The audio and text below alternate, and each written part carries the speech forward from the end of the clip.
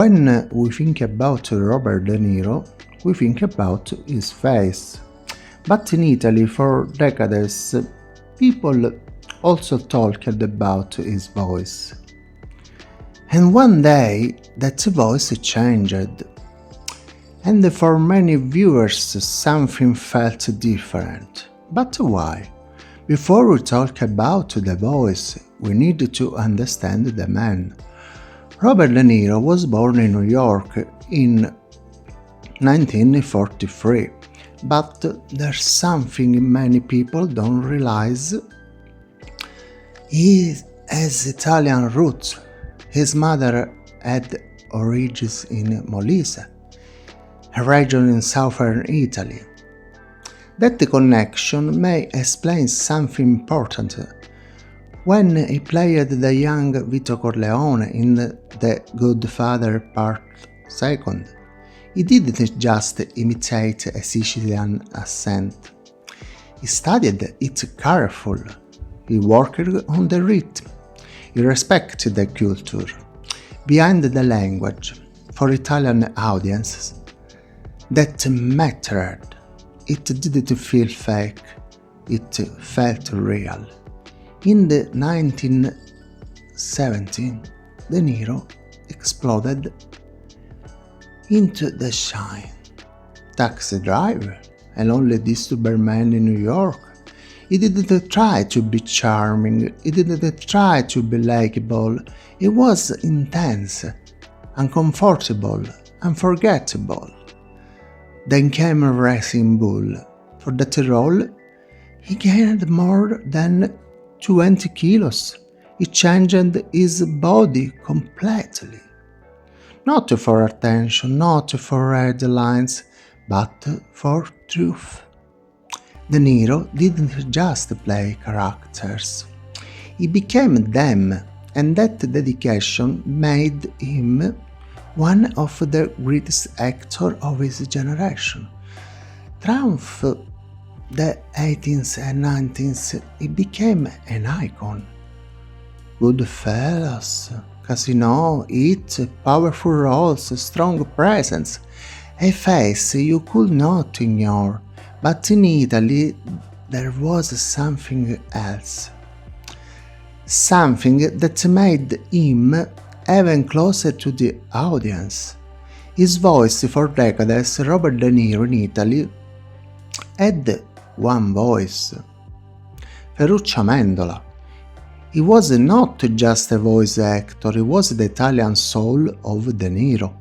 When De Niro whispered, it was Amendola's tone that carried the emotion.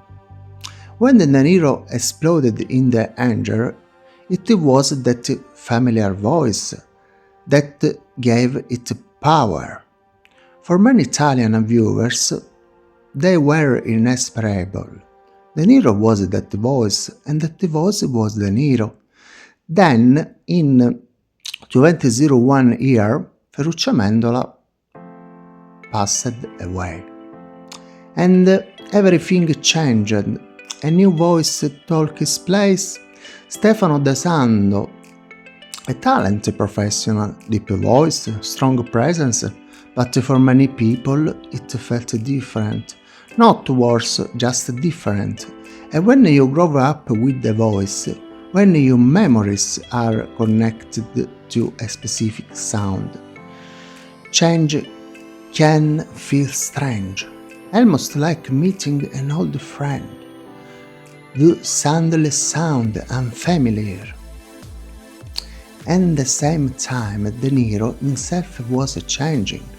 He started doing more comedies, life roles, films like Meet the Parent. Some people said, he's not the same anymore, but maybe the real question is this: what is changing?